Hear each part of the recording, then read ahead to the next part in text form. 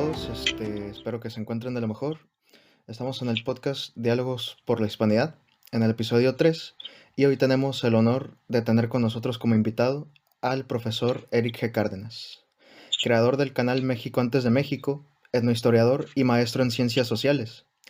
En el medio turístico se ha dedicado a promover y operar tours en Sonora y en lo académico a estudiar y divulgar la historia de México y la de otras partes del mundo hispano, siendo así que sus principales líneas de investigación son las de la historia de la época antigua y virreinal. ¿Qué tal, profesor? ¿Cómo se encuentra? Muchas gracias, José. Gracias por la invitación. Muy bien. Primero tenemos que mencionar que nuestro compañero Abraham no pudo estar presente hoy con nosotros porque está pasando por un tema personal en el cual le deseamos que pronto pueda salir y con éxito. Entonces, el primer tema que queremos plantear, profesor, es el del Irechecua como verdadero imperio respecto a la percepción popular de los mexicas como imperio mexica, ¿no? Que se difunde mucho esta idea de que eran, de todas las culturas existentes, la superior. Y hay incluso extremistas que dicen que era la única. El segundo será la perspectiva tlaxcalteca de la historia prehispánica y virreinal, que por ejemplo trata el historiador Iván Corona, y cerraremos con la cuestión de la falsa historia instrumentalizada por el gobierno. Perfecto. Ustedes están aquí en Hermosillo, Sonora. Así es.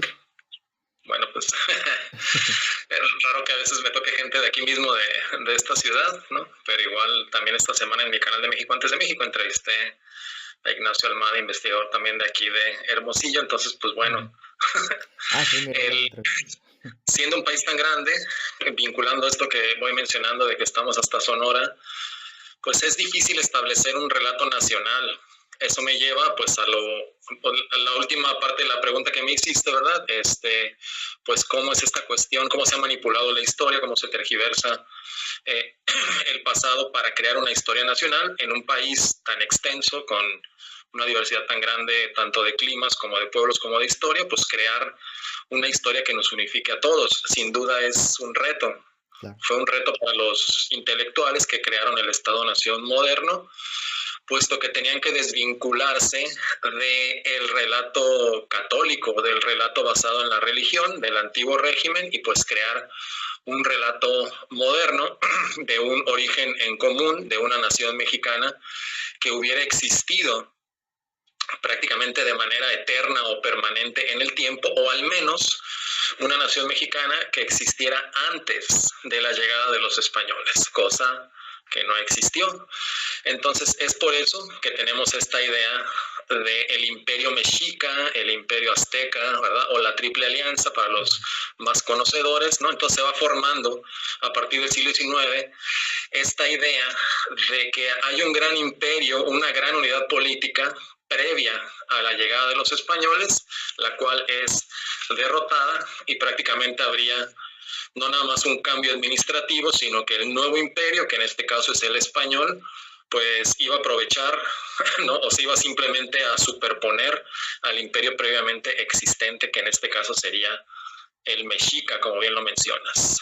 Claro. Y lo que sucede aquí, José, es que uno, como historiador, tienes que tratar de definir conceptos, tienes que definir conceptos, mejor dicho, y tratar de explicarlos al público en general que no está tan al tanto de la construcción de estos conceptos, ¿verdad? Y aquí hay dos cosas, ¿no? El concepto de imperio, pues es un concepto que viene de la lengua castellana, que hace referencia precisamente a grandes unidades políticas del viejo mundo, al Imperio Romano, por ejemplo, ¿verdad? Quizás a Babilonia, al Egipto faraónico, o algunas de estos desarrollos civilizatorios, no así, por ejemplo, a las repúblicas griegas, que no estaban unificadas en una sola ciudad o bajo un solo gobierno. Entonces ya ahí de entrada estás usando una palabra o un concepto que no corresponde totalmente con el proceso histórico que se vivió en esta otra parte del mundo, ¿no? Entonces ahí viene la primera complicación, ¿no? Usamos una palabra que viene de otra historia para tratar de entender la historia de esta parte del mundo. Luego viene la siguiente complicación, que es que nuestro país toma su nombre de la capital del virreinato de la Nueva España, que es la Ciudad de México, ¿no? Entonces, el Estado-Nación mexicano moderno, cuando se funda primero como imperio con Agustín de Iturbide y luego como república, un par de años después, en 1824, pues toma el nombre de la capital, y curiosamente pues el nombre de la capital hace referencia al pueblo que estuvo asentado ahí, ¿no? O a la región donde estuvo asentado el pueblo Tenochca, y entonces ahí se genera la gran confusión, ¿no? De que pues en la época prehispánica había lo que se llamaba México y una isla que se llama Tenochtitlan, ¿no? Yo he afirmado en mi canal, y me parece que esta es una hipótesis plausible, que el nombre de México hace referencia al sur de la cuenca de México por cuestiones de simbolismo de fertilidad, pero bueno, el chiste es de que hay un nombre prehispánico que se llama México, que hace referencia a esta región en particular en el altiplano central. Luego, la ciudad virreinal, que es la capital del virreinato, adopta ese mismo nombre, y luego el país, ya como Estado-Nación moderno, que es heredero del virreinato o de la parte continental del virreinato de la Nueva España, adopta también este nombre. De ahí que sea fácil caer en esta confusión, ¿no? De que había un imperio mexica que es tanto antecesor a la Nueva España y que lo veríamos incluso actualmente como la continuación. El Estado-Nación moderno vendría siendo como que la continuación o el renacimiento de este antiguo imperio mexica, ¿no? Y lo que sucede es que realmente, si atendemos al concepto de una unidad política centralizada, que hubiera controlado una gran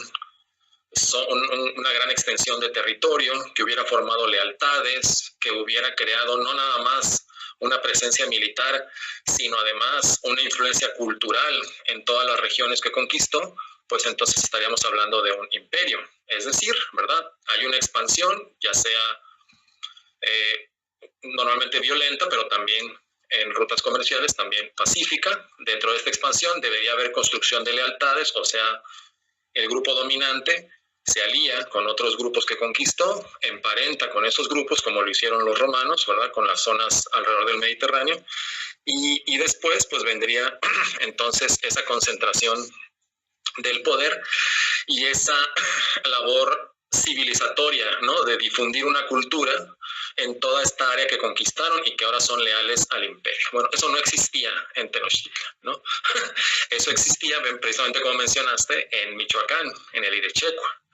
Es decir, unos 3 siglos antes del contacto, precisamente los achaechas, que son estos descendientes de grupos chichimecas o grupos de origen yutonagua o nahuas, ¿no? Okay. Forman una dinastía, una serie de dinastías, de grupos de poder militar, sobre todo alrededor del lago de Pátzcuaro, y crean también, ¿no? Eso parece ser algo recurrente en Mesoamérica, una triple alianza entre Iguazio, Tzintzuntzan y Pátzcuaro. Después de que se forma esta triple alianza y entonces empieza esta concentración del poder y solamente se queda como capital central Tzintzuntzan. Uh-huh. El Irecha, el dirigente de estos achaechas de esta clase dirigente, pues ya estaba emparentado con los purépechas.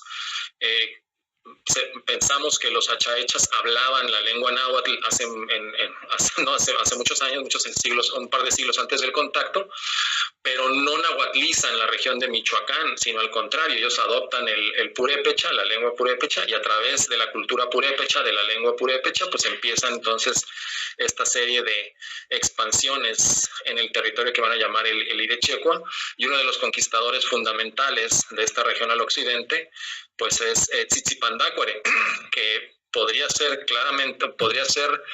el mayor conquistador del México prehispánico, ¿no? Por haber hecho esta unificación alrededor de la zona michoacana de Pátzcuaro, bueno, del lago de Pátzcuaro, y haber llegado hasta las zonas que actualmente corresponden a los estados de Jalisco, Querétaro, Guanajuato, la misma Colima, que ahí siempre hubo un conflicto, ¿no?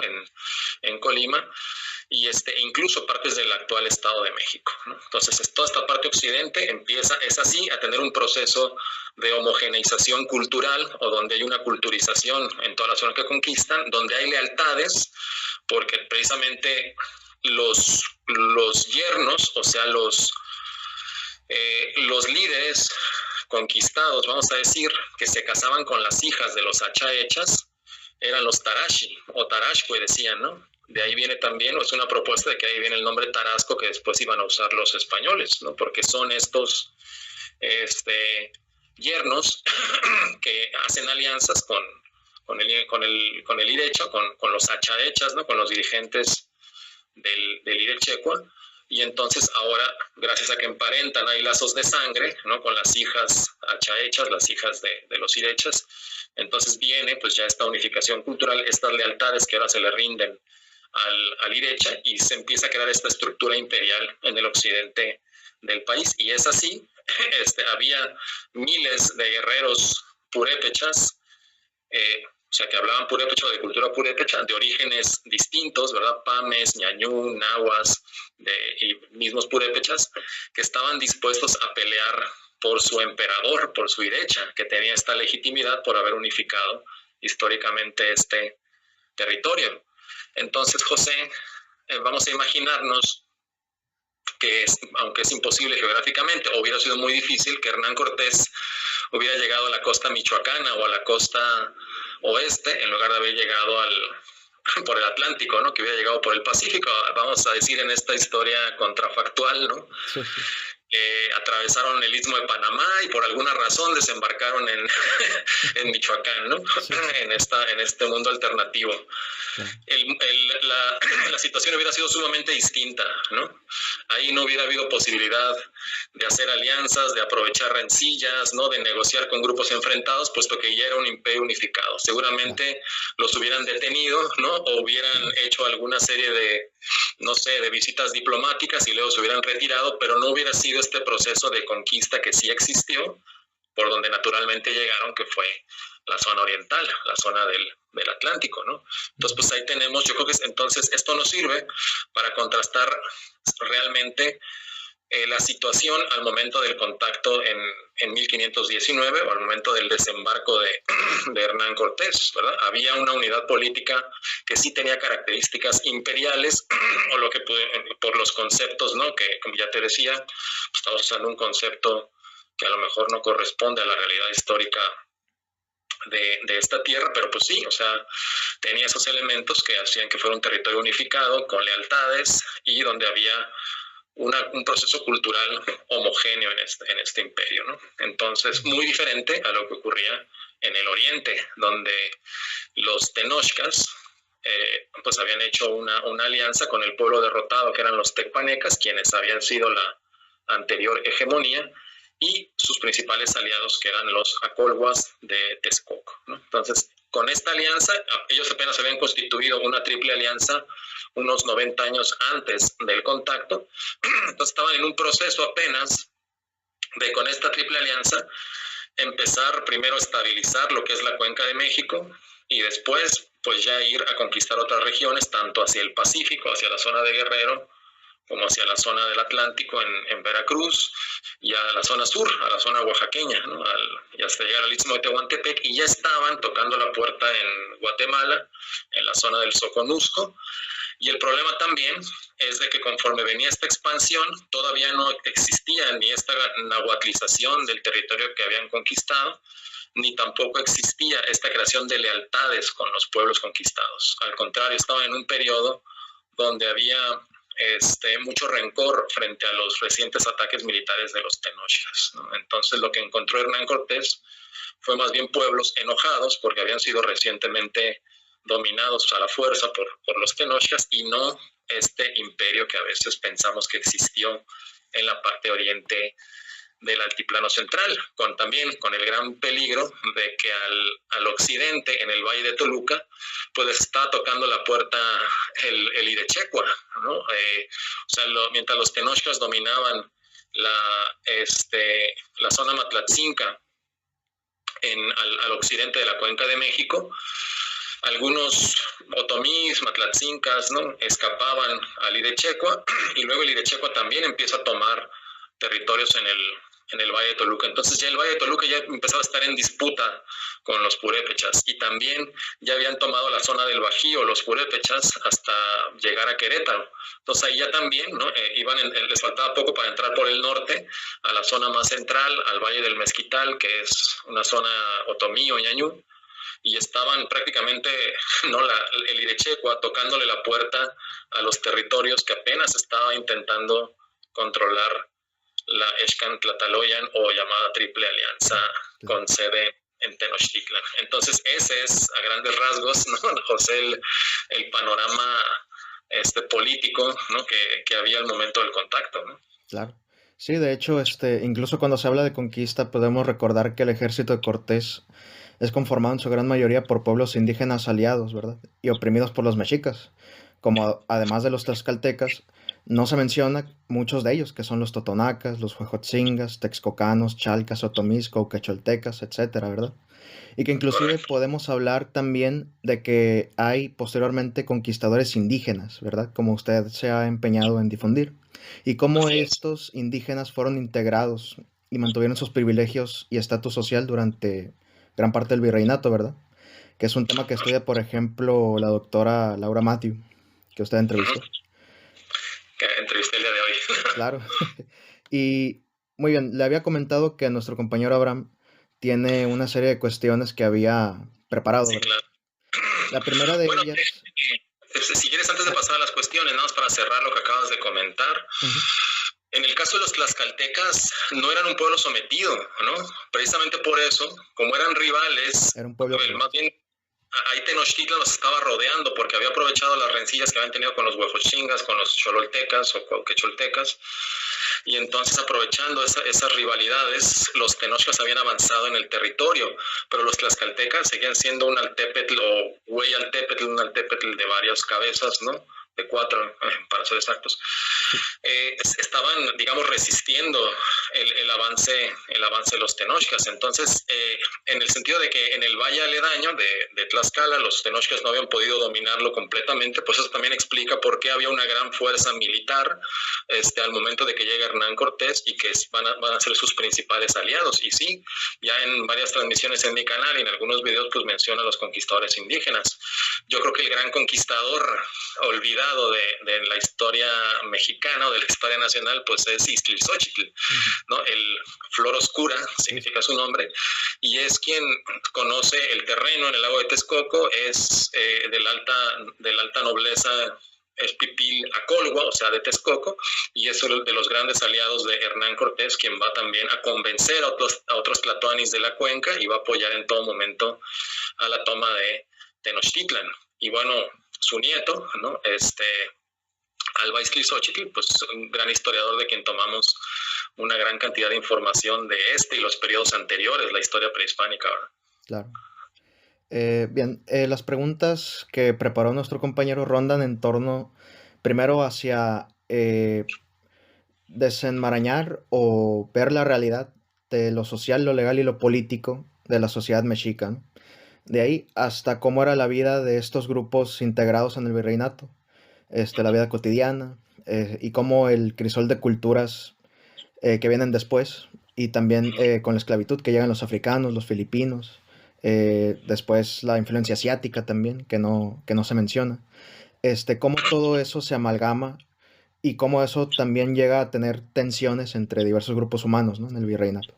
La primera de ellas es cómo era el sistema legal de los mexicas, que esta cuestión pues saluda al llamado derecho azteca, ¿no? Y las visiones de justicia de los pueblos indígenas. Bueno, había una clase dirigente, ¿no? Que es la que tenía, como en todo estado, en este caso protoestado, que es la Xcantlataloyan, pues que tiene el uso legítimo de la fuerza, ¿no? Los pipiles, que eran la nobleza, esta serie de clanes que desde hace varios siglos se habían posicionado en la cuenca de México, pues eran los que dictaban las leyes, las tenía un consejo de ancianos, un grupo de tlamacasque, que era la élite religiosa, y se escogía al tlatoani, que era el que tenía el derecho a la palabra, ¿no? Y el que organizaba esta vida política y social, bueno, y estas leyes en la antigua Tenochtitlan. Entonces, estos dictados los conocía esa élite y los aplicaba pues a través de distintos funcionarios.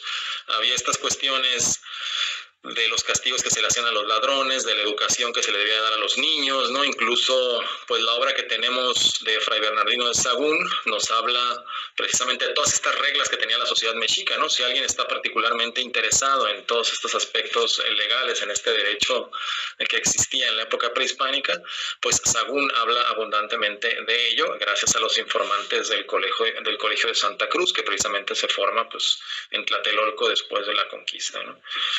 Entonces, había una serie de normativas bastante severas, es una sociedad militarista. Los macehuales, que era el común de la gente, pues trabajaban arduamente en los campos. Los chicos más esforzados tenían que ir al Tepochcali para recibir formación militar. En muchas ocasiones, cuando vemos el pasado prehispánico, José, pareciera ser que queremos vernos a nosotros mismos, ¿no? Una sociedad moderna con ciertas pautas como educación pública, ¿verdad? Salud pública, ¿no?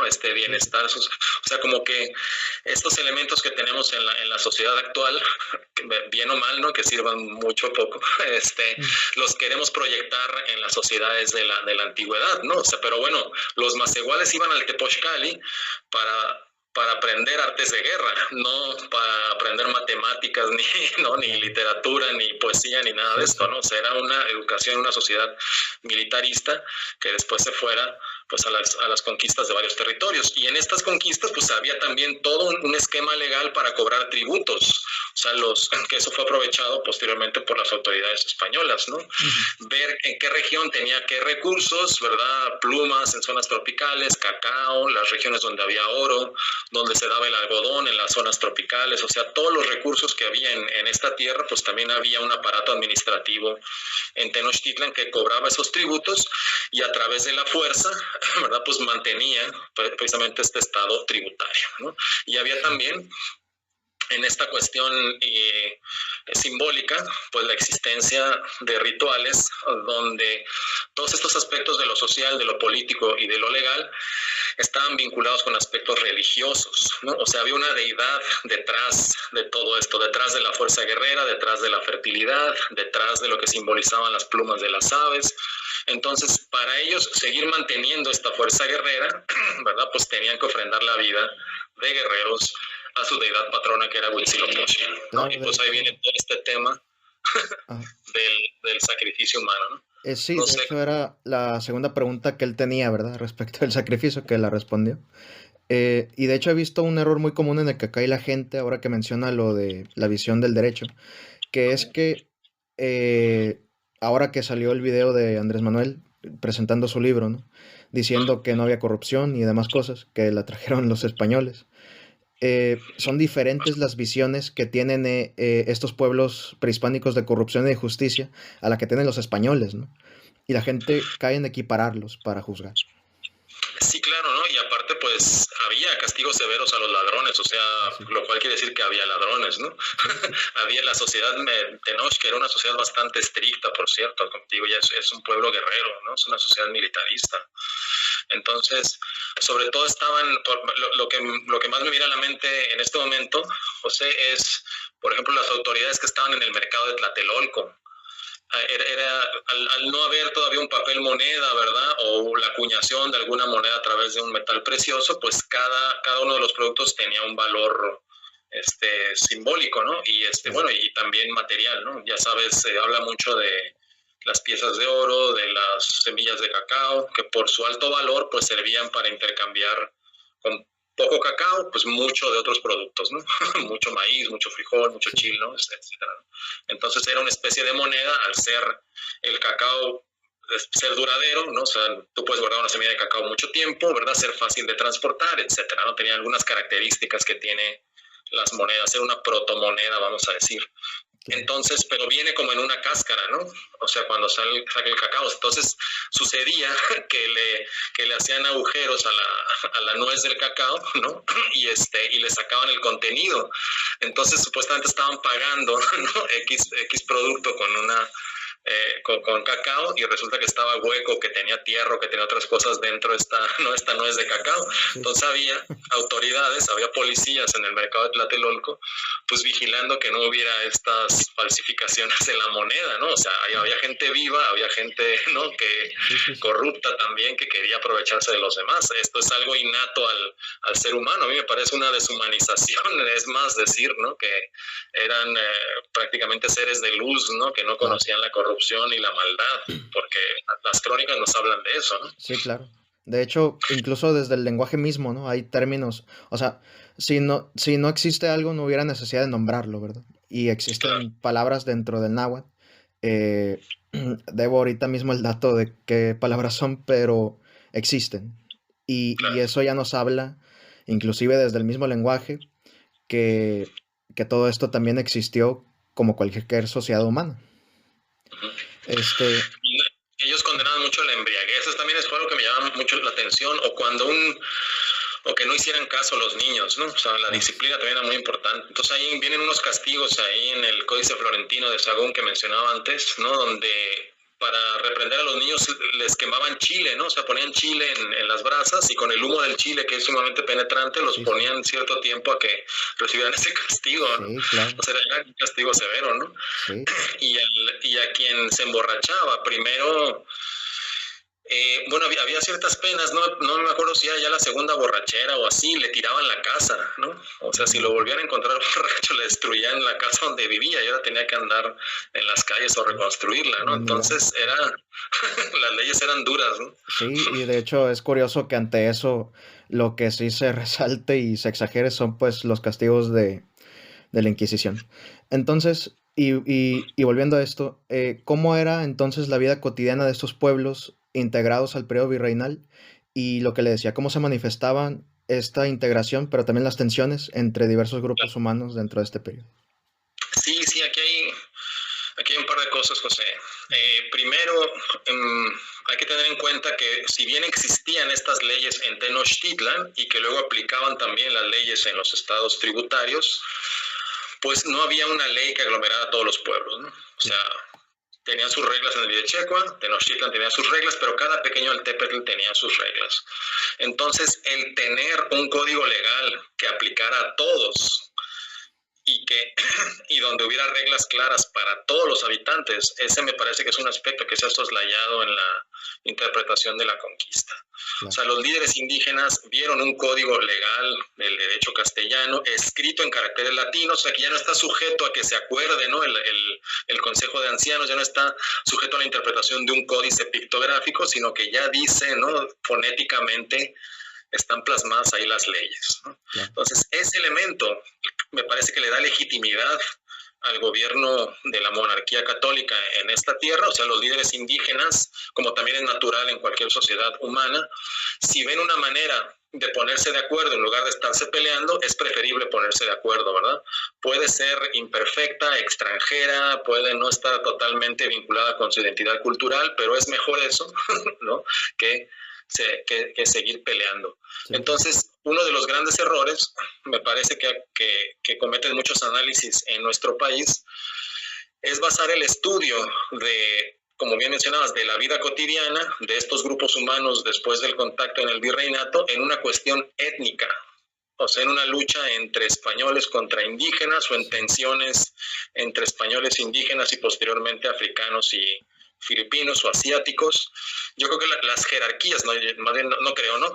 Afirmo, las jerarquías no se construyeron de esa manera al momento del contacto. O sea, las jerarquías se construyeron a partir de grupos de poder independientemente de su origen étnico.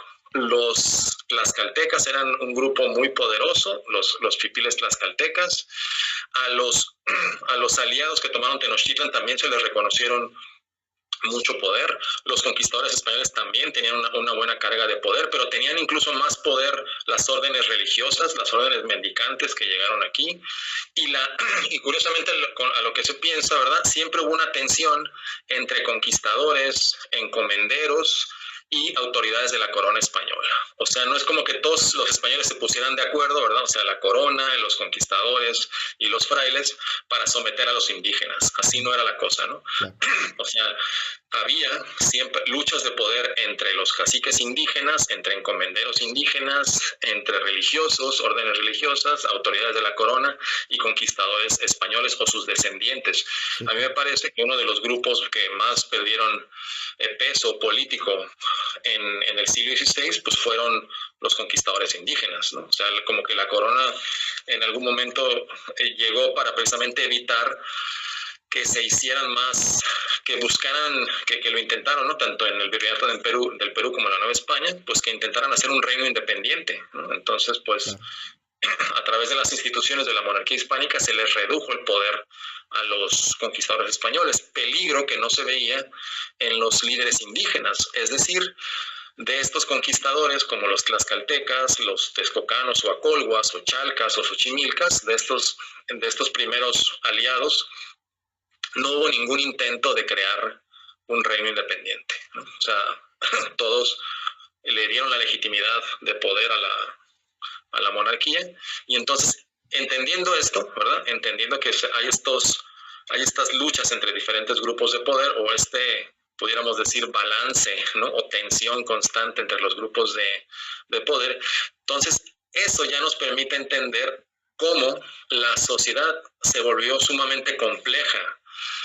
Hay aquí un par de conceptos que yo voy a empezar a manejar, o que he empezado a manejar, que es uno, el de sociedad barroca, sí, contrario al de sociedad de castas, ¿no? Sí, sí.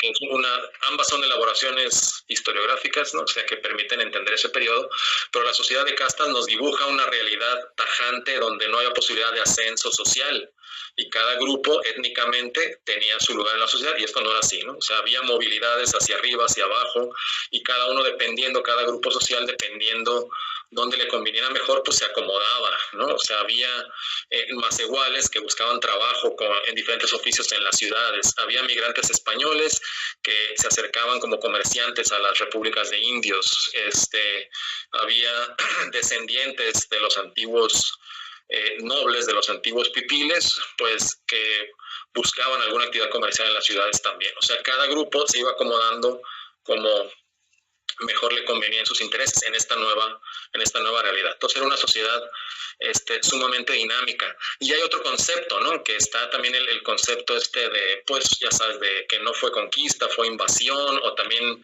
dicen es que fue una invasión, una imposición cultural.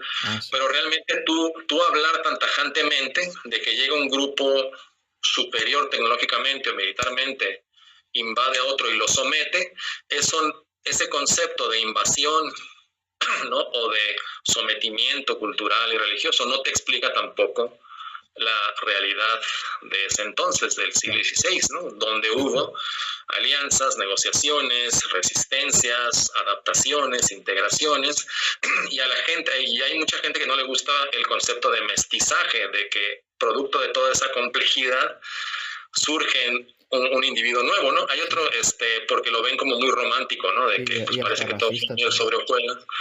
Pero bueno, hay un concepto que me voy a empezar a usar, te digo, que es el de etnogénesis.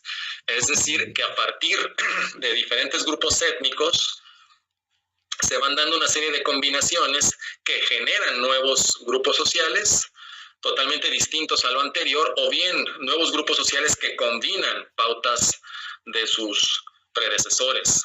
Por ejemplo, hace poco publiqué el video de los descendientes de Tecuelhuetzin y Pedro de Alvarado, o sea, esta primer familia, ¿no? Descendientes de nobles tlaxcaltecas y del conquistador español Alvarado, pues tenían una vida no de poder hegemónico en la antigua Guatemala, pero sí pues un lugar en la sociedad. Entonces allá hay un nuevo grupo, ¿no?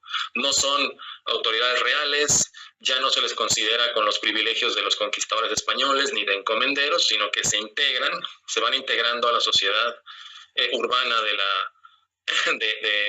la primera generación después del contacto de diferentes formas, ¿no? Sí. Ya empiezan a ocupar algunos cargos, a hacer algunos oficios, bueno, ya surgen nuevos grupos, ¿no? Entonces es un proceso de etnogénesis.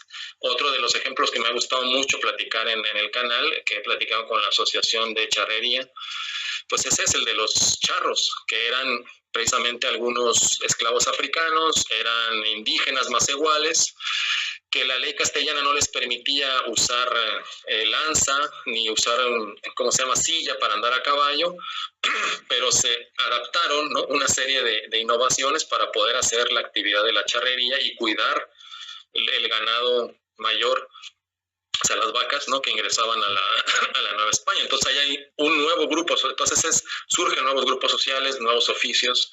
Entonces no es nada más, te digo, este concepto totalmente negativo del sometimiento, ni tampoco esto que ven como una idealización del mestizaje, sino que es algo mucho más rico, bueno, sino que a mí no me molesta el concepto de mestizaje, ¿no? Pero bueno, es algo, el concepto de etnogénesis nos habla o nos permitiría entonces ver esta riqueza de procesos, donde se van a integrar, como ya dije, pues hay a veces africanos que llegan como esclavos y que trabajan en este tipo de oficios.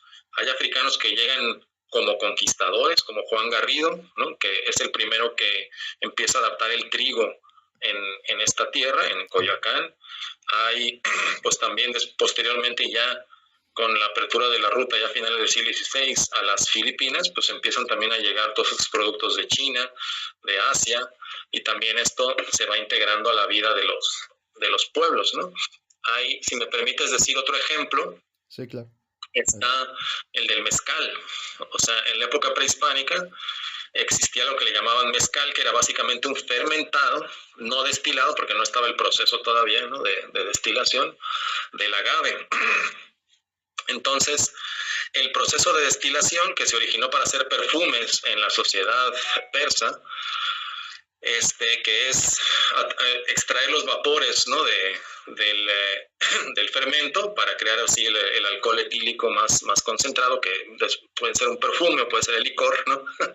Y entonces ese popote o esa serpentina que hace este proceso, pues no existía en la América prehispánica, ¿no? Y llegó de dos lugares precisamente a esta tierra. Llegó tanto de Filipinas, porque los musulmanes lo habían llevado al Pacífico y conocían este proceso o llegó este proceso a Filipinas y luego llega a la Nueva España, y también pues obviamente llegó desde España para hacer estos licores. Entonces, de un elemento que tenías antes, una bebida fermentada que le llamaban mezcal, ahora se crea una bebida destilada que se llama mezcal, gracias a las aportaciones, ¿no?, de ambos lados del mundo.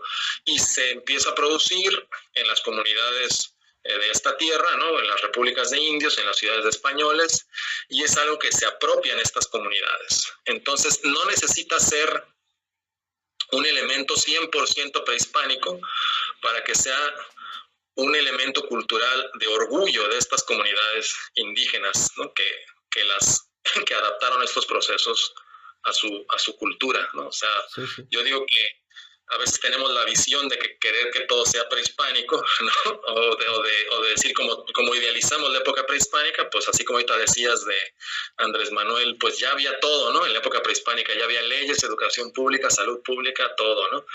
O sea, esta idealización a veces no nos permite entender el proceso, punto número 1, y punto número 2, valorar la riqueza cultural que se forma durante el virreinato. Claro.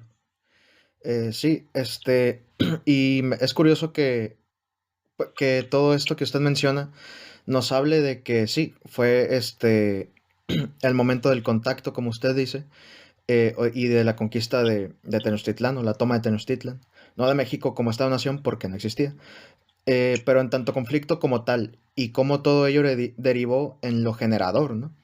Es decir, el proceso, si bien fue violento en un inicio, tuvo sus rigideces y demás, posteriormente fue generador. Y si bien es cierto que existía república de indios y de españoles, estaban entendidas y comandadas bajo un mismo orden, que era la monarquía católica. Entonces, sobre ello, eso nos muestra cómo no solo hay tensiones y aportaciones, sino también una confluencia de estos grupos humanos, ¿verdad? Y no una exclusión como se trata de ver mediante esta visión que dicen que es racista del mestizaje o clasista de la imposición de la sociedad de castas, que ya todo eso está desmentido, y que solo pues mantienen grupos racialistas, ¿no?, como los supremacistas anahuacas de un lado, y del otro lado los europeístas españoles racistas, ¿no? Ahora bien, Eh, sí, volviendo a la cuestión del Se Irechecua, va a sacar un video porque claro, como son luchas que nos distraen mucho, quiero sacar un video para decir esta es mi postura y ya no quiero hablar de eso, ¿no? claro, De los supremacismos, ¿no? sí, sí. Pero bueno. Bien, este, volviendo a lo del Irechecua, me parece muy interesante porque hay que entender que estos pueblos indígenas también eran civilizaciones, pues, y tenían su forma de hacer las cosas, de ver el mundo y de organizar su política y sociedad. Entonces, se puede hablar también de que inclusive los tarascos o purépechas pues tenían cierto poder superior o ventaja respecto de los mexicas, porque se dice que las culturas prehispánicas no conocieron el metal, pero ellos sí, usaban el cobre para hacer armas de guerra, mientras que los mexicas usaban la obsidiana, que es una piedra preciosa. Este, y también el hecho de que de que los irechecos no pactaron con los mexicas, ¿verdad? Se negaron, pero sí con Cristóbal de Olid en 1522. Entonces, no sé si quiera contarnos un poquito más o extender ese punto. Sí, sí, para dejar un poco claro esta cuestión, ¿verdad? Desde el análisis que yo hago de la sociedad prehispánica o en general del desarrollo de las civilizaciones humanas, yo no pongo en el centro el desarrollo de los minerales, porque eso a fin de cuentas es una situación que también depende mucho de la geografía donde se desarrollaron estos grupos humanos, ¿no? Sí, sí. Entonces, tenemos, como ya lo comentabas, grandes civilizaciones, sobre todo la más sofisticada que es la maya del clásico, en el continente americano, sin el uso del hierro, sin el uso, vamos a decir, abundante del hierro o del cobre. Había algunos, ¿no? Algunos instrumentos, sobre todo de cobre, pero no hay un uso constante, ¿no? A pesar de eso, pues hay escritura fonética, hay arte figurativo, ¿no? Se construyen edificios de varias plantas, torres en la zona maya, ¿no? Entonces, o sea, hay una civilización como la maya que alcanza grandes desarrollos sin haber llegado a dominar estos metales. Entonces, me parece que no, si bien pues sirve para explicar el desarrollo de los metales y el avance de ciertos imperios y culturas en el viejo mundo, en el nuevo mundo creo que es otro el paradigma, ¿no? Porque se usaba mucho la obsidiana, aunque es más frágil que los metales, es básicamente un vidrio, ¿no? Una Claro. piedra volcánica que tiene la textura de un vidrio, es sumamente filosa, o sea, sirve todavía para, puede ser incluso más útil para cortar que algún metal. Sí, sí. Y, y y también lo que se menciona, pues es que sí, los purépechas ya estaban haciendo un desarrollo de la metalurgia también por la región donde estaban asentados, ya estaban manejando más el cobre, herramientas de cobre para, sobre todo para hachas, ¿no? Para diferentes herramientas. Y la superioridad militar, yo no estoy tan seguro de que sea por el manejo de los metales, porque lo que dicen las crónicas, lo que dice Durán, es que más bien eran muy buenos flechadores, ¿no? Los purépechas, y que tenían cierta organización, o deja entender que había ciertas formaciones y cierta manera de hacer la guerra de los purépechas que era más efectiva que la forma tenochca, ¿no? Entonces, cuando sucede esta batalla, hay dos batallas en Tajimaroa donde los mexicas quieren pues calar, ¿no? La frontera con el Claro. Irechecua o quieren ver qué tanto pueden expandirse hacia el occidente.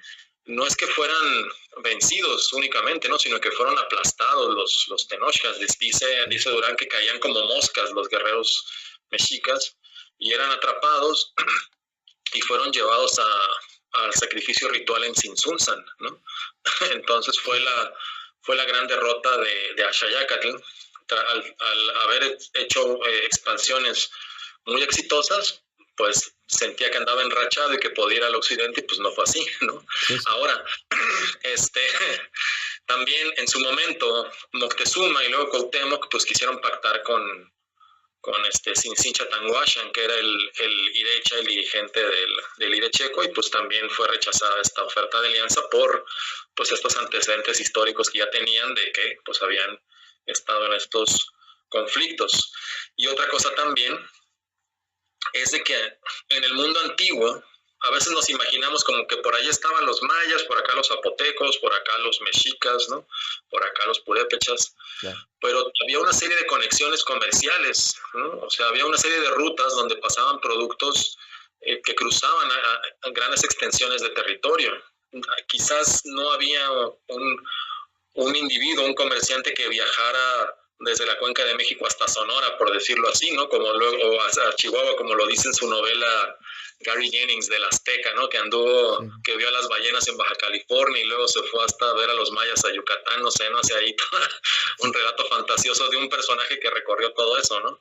Claro. Pues eso no creo que fuera así, pero sí que había redes de intercambio comercial donde de un grupo, ¿no? Comerciaban productos en diferentes regiones. Creo que te mencionaban cuando estábamos cuadrando la entrevista que en trincheras se recuperaron unos cascabeles de cobre que venían de Michoacán. O sea, aquí en Trincheras Sonora se encontraron en un contexto arqueológico, precisamente un par de siglos antes del contacto, unos cascabeles de origen michoacano. O sea, llegaron desde Michoacán hasta Sonora, ¿no? Sí, sí. Estos cascabeles de cobre.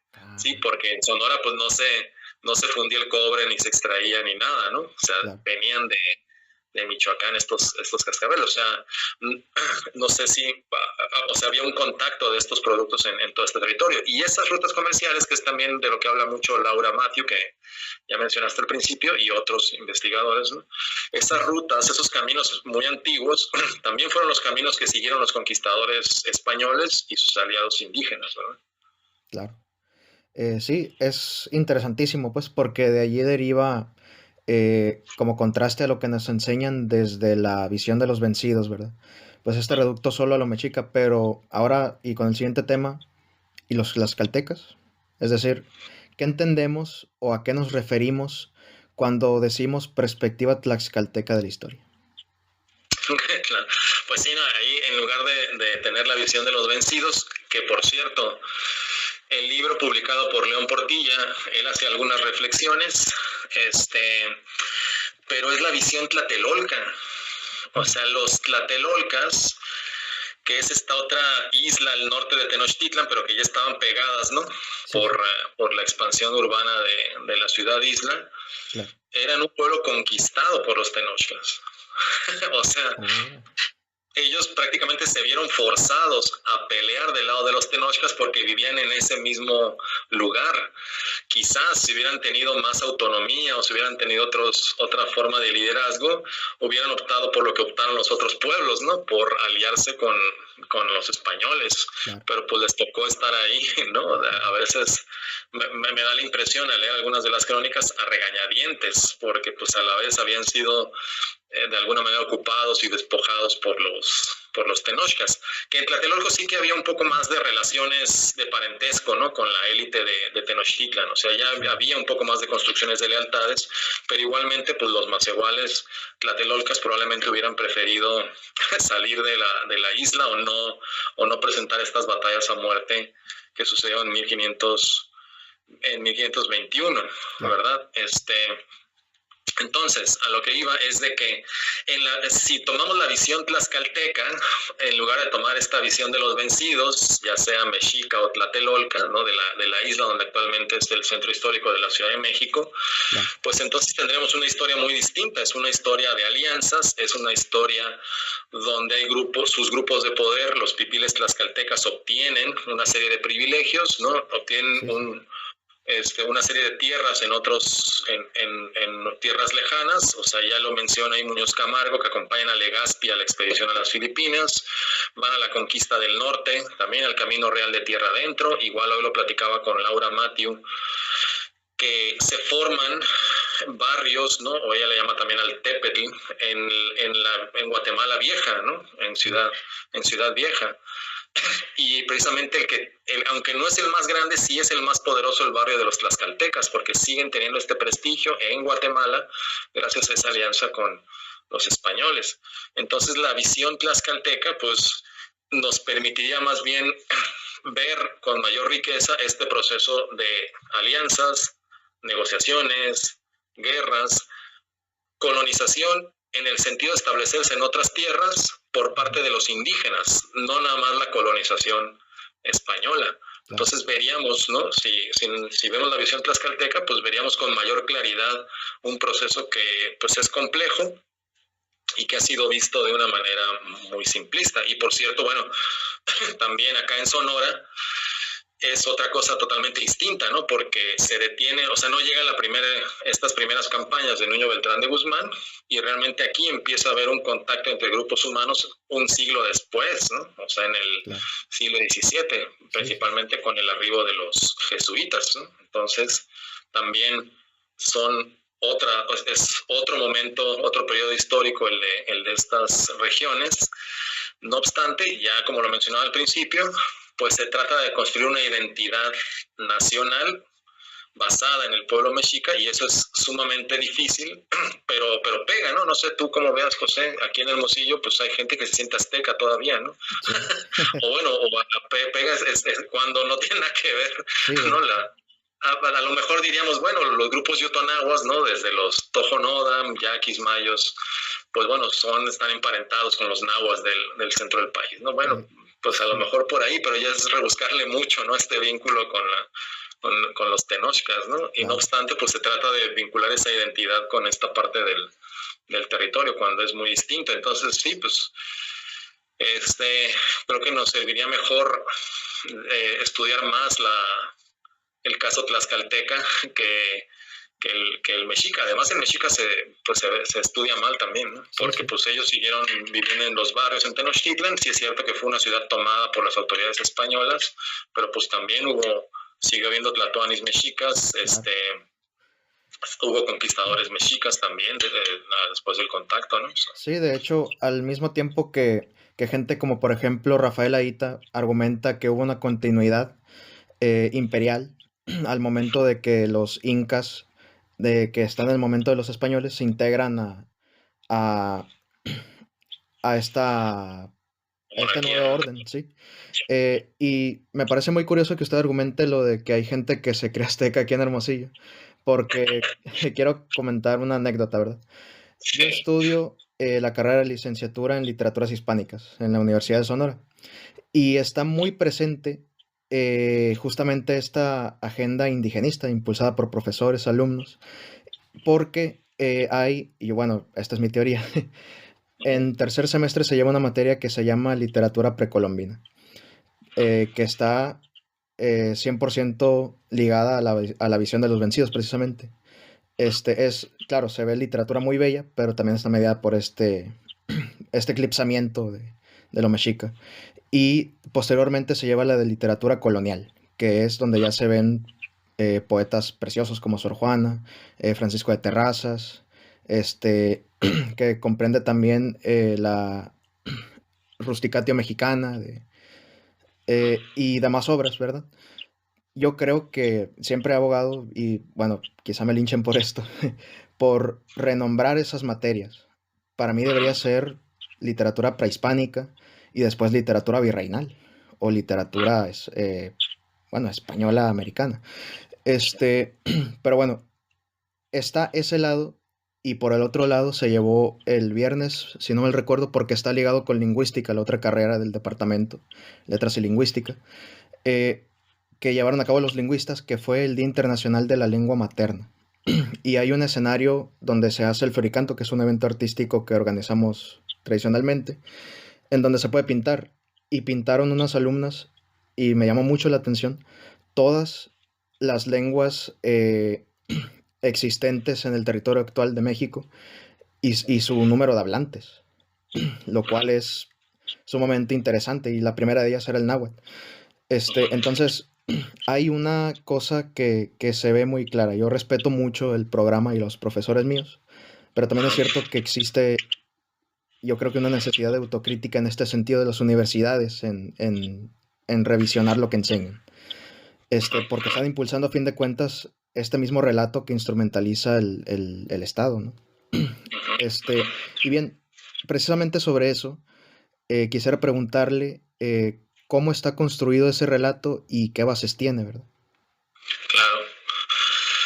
Sí, eh, para mencionar un poco lo que dices, me parece que en nuestra historia antigua, lo que hemos rescatado de la literatura, o sea, incluso te puedes ir más atrás, ¿no? Había una epopeya que se menciona de los códices de la historia de Ocho Venado Garra de Jaguar, que es el siglo II en la región mixteca. Claro. Entonces, o sea, vamos, esos ejemplos deberían ser motivo de enriquecimiento de nuestra cultura y no de resistencia o reclamo, si no sé si entendí bien, ¿no? O sea, Sí. Porque también hay otra cosa de que no se acabó el mundo indígena al momento del contacto. Ahí están los chilames, ¿no? En la zona maya, que fueron escritos después del contacto, ¿no? Todo lo que recopiló Sagún, que es precisamente donde se toma gran parte de estos poemas, ¿verdad? De estas obras literarias de la época prehispánica, pero que vuelvo a lo mismo, ¿no? Si bien hay códices que lo sustentan, pues debe haber también alguien que mantenga esta memoria, esta historia oral, ¿no? O sea, entonces el hecho de tener un alfabeto, también eso fue un gran avance para estos grupos indígenas que pudieran escribir esta historia. Si no hubiera sido por ese alfabeto, pues Ixtlilxóchitl no hubiera escrito sus libros, ¿no? La historia de la nación chichimeca, etcétera.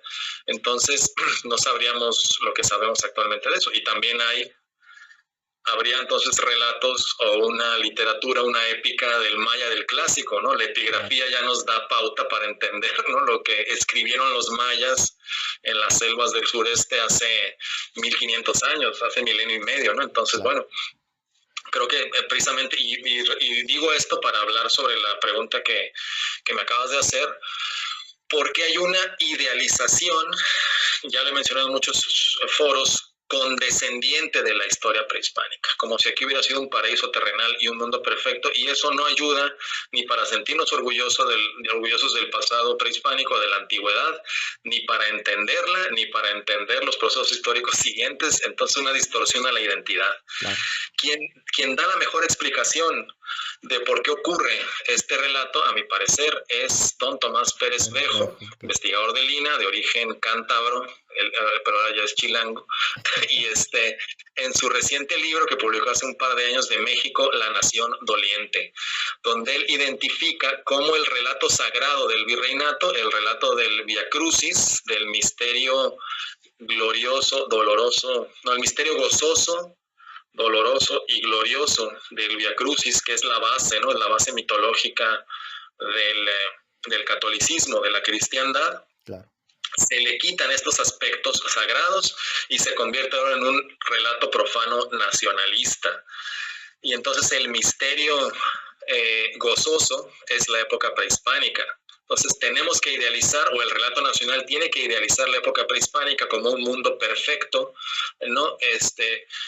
Para que se vuelva también, para traspasar este relato mítico del cristianismo, ¿no? Al Estado-Nación mexicano. Claro. Entonces luego viene el misterio doloroso, que es la conquista, o sea, para que sufras con la conquista, o sea, para que te indignes, te dé coraje, ¿no? Todo lo que pasó ahí, ¿no? Ya es la batalla, la matanza de Cholula, la toma de Tenochtitlan, la quema de códices, para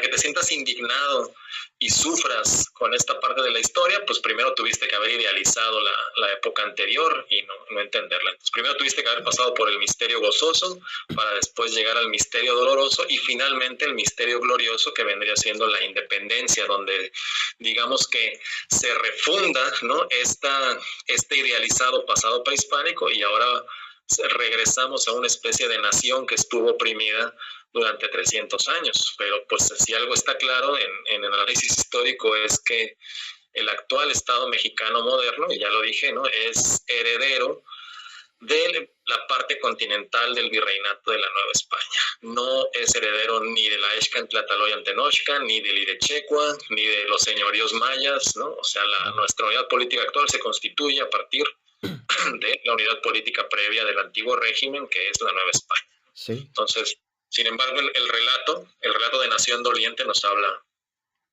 de eso, ¿no? Entonces, de ahí viene, esta es la manera, ¿no? En la que aprendemos la historia y así como el relato católico se fijaba, ¿no? En las emociones, ¿no? En la mente de las personas, pues así se ha fijado en la mente de los mexicanos el relato de Nación Doliente.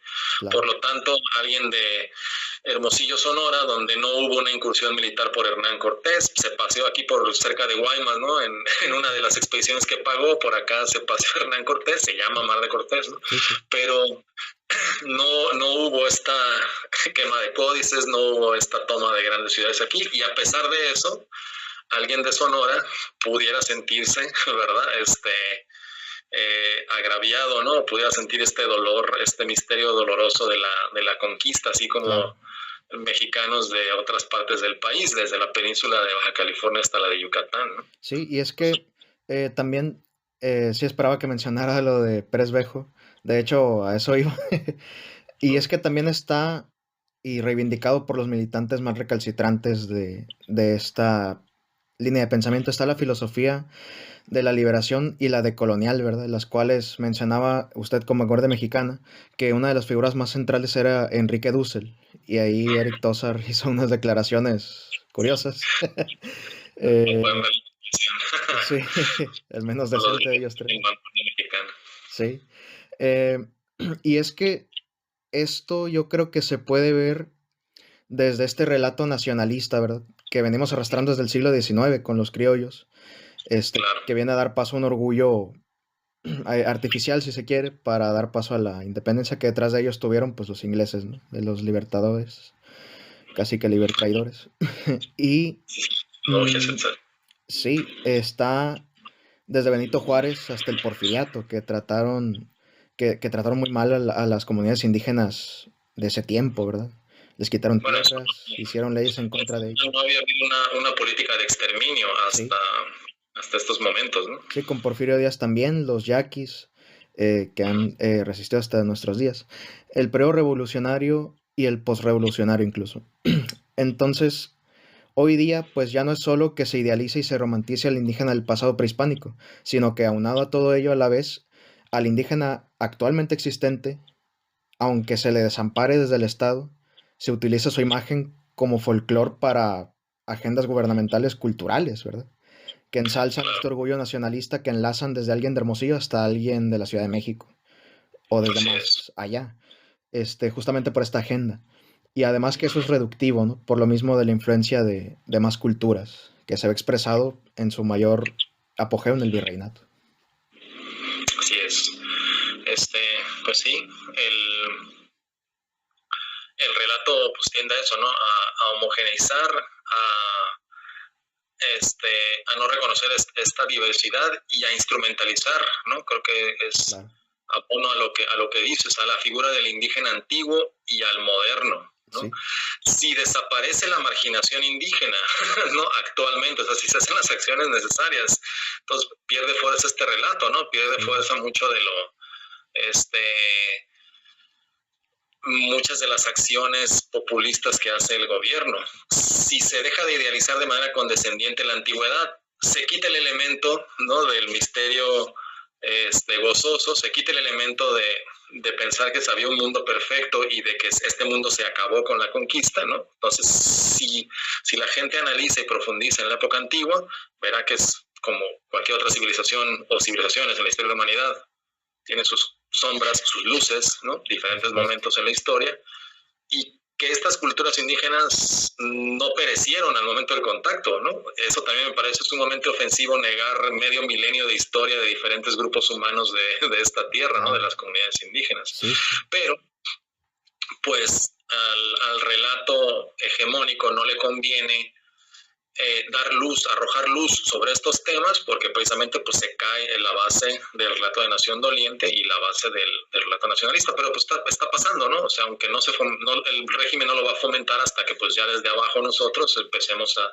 ver la historia de otra manera, pues necesariamente tiene que cambiar el relato del régimen, o sea, no va a cambiar de arriba hacia abajo, ¿no? Va a cambiar de abajo hacia arriba este relato. claro. Eso es muy curioso porque es precisamente, bueno, desde el marxismo aceptamos que, y desde el materialismo, que son las condiciones materiales las que crean las superestructuras ideológicas.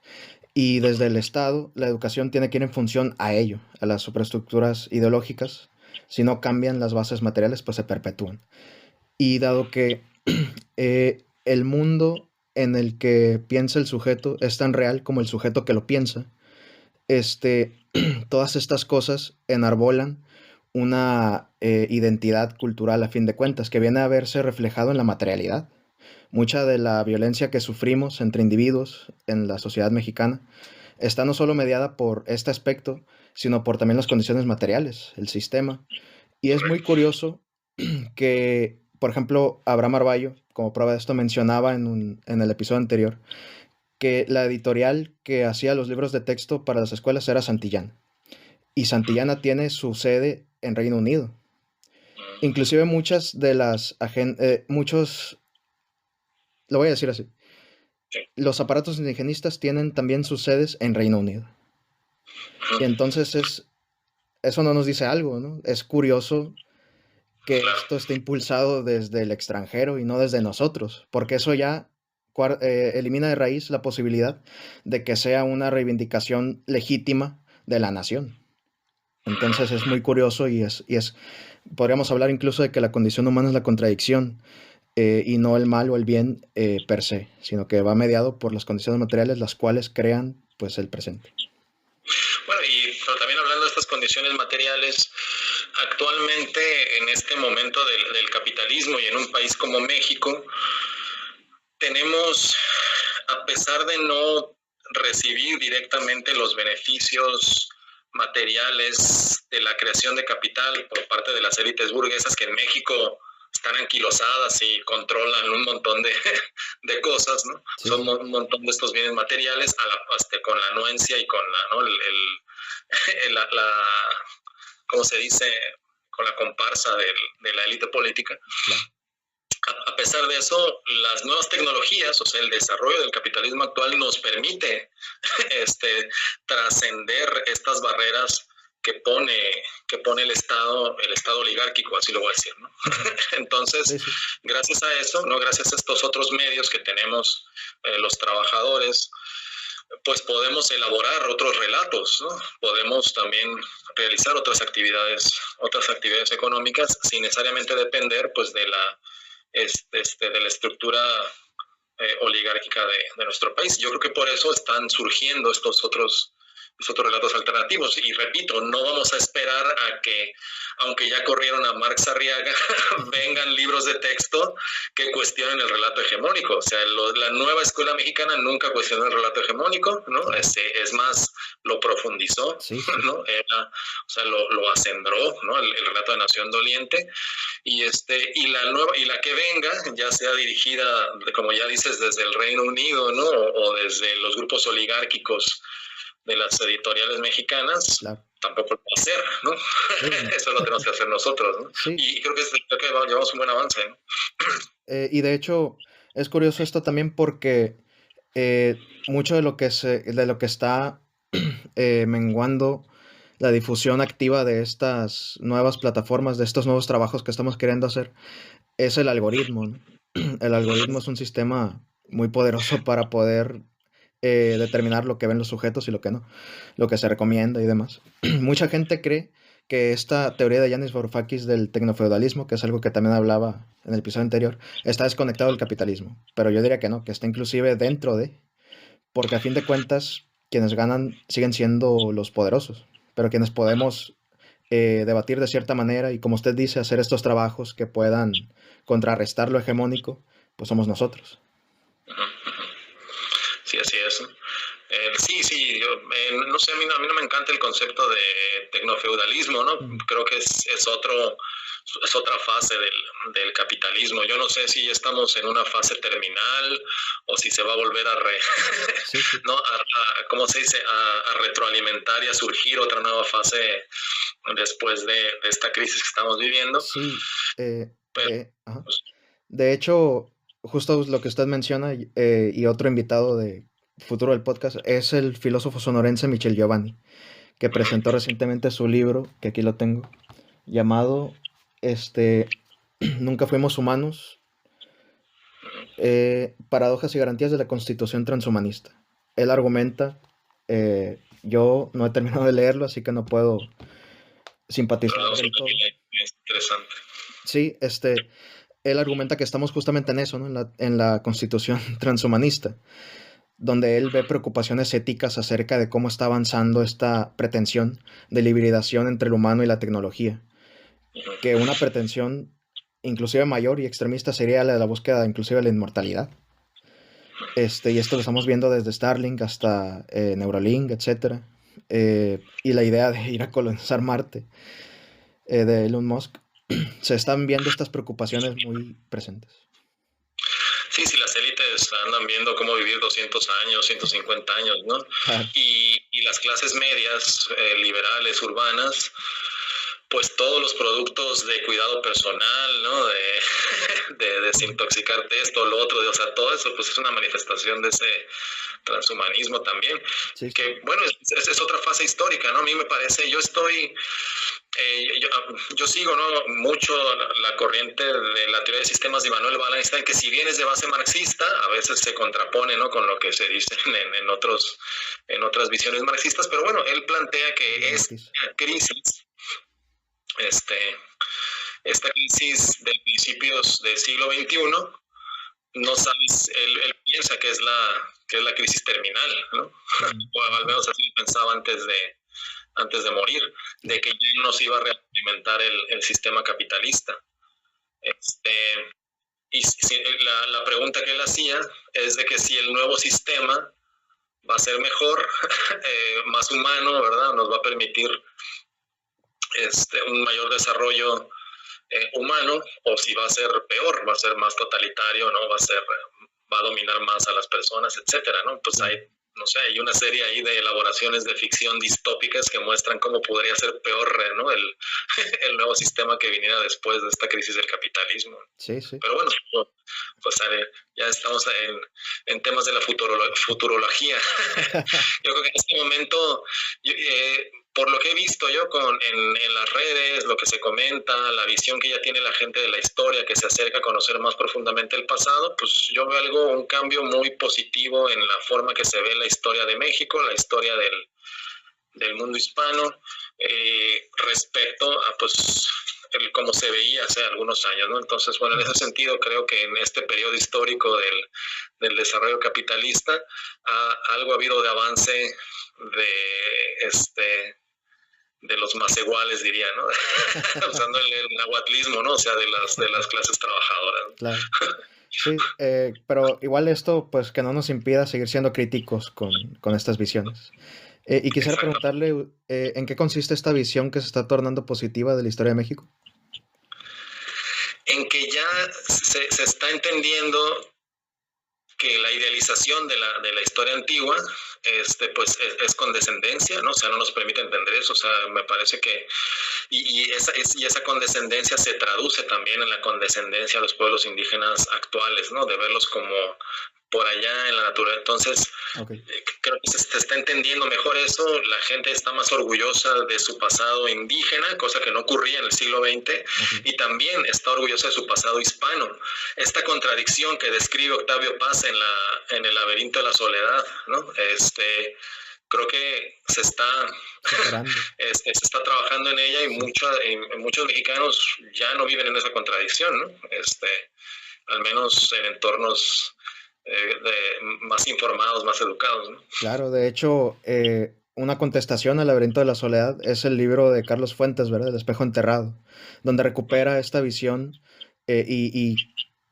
discúlpeme el pleonasmo, contradice la contradicción que plantea Paz. Inclusive casi para mediados, si no mal recuerdo, segunda mitad del siglo XX, está en auge un movimiento literario llamado el colonialismo, que se opone a la reminiscencia de las novelas antiespañolas del siglo XIX. El Visitador, El Inquisidor, etc. Son novelas que arguyen a estos tópicos. Y entonces, y como bien menciona usted, se habla del siglo XX. Y bueno, para ir cerrando, quisiera mencionar que justamente toda esta visión positiva que usted menciona desde otros sectores de la sociedad se ve como un acto político, ¿no? Como un capricho político llamado despectivamente españolismo. O hay gente que lo toma como bandera y le llama hispanismo, ¿verdad? que es arguye un fin más político que otra cosa, lo cual no veo del todo mal, pero sí es muy cuestionado y muy debatido, sobre todo últimamente en estos años. Está Shoe Blogger, está México Vibrante, y, Sí, ajá, y por otro lado está que México malvibrante, de hecho. sí, sí. Y del otro lado, pues está Patricio Lons, Zunzunegui, etcétera, Rafael Aita, mm, y Santiago Armesilla, Pedro Baños, etcétera. Entonces, estas figuras, este otro sector, las margina, mientras que les responden a ellos este otro sector. Entonces es una pugna que yo veo muy presente hoy día, de la Claro. cual formamos parte. Sí, mira, yo que me he insertado en muchos grupos hispanistas y también indigenistas, el hispanismo que yo veo habla precisamente de esta integración, ¿no? O sea, habla de que tanto la historia antigua, mesoamericana, la historia indígena del virreinato, todo eso suma a comprender el mundo hispano como una civilización que aglomera una serie de culturas, ¿no? Entonces, yo no... Es cierto que hay algunos divulgadores que para reivindicar la herencia hispana, pues atacan la herencia indígena, ¿no? Sí. O más directamente, pues también demonizan a la Xcantlataloyan o a los tenochcas, que ciertamente pues eran un pueblo, ya lo dije, guerrero, ¿no? Ya lo estuve diciendo, guerrero, te cometían muchas atrocidades como imperio que eran, o como imperio que buscaban construir, no sé, ¿no?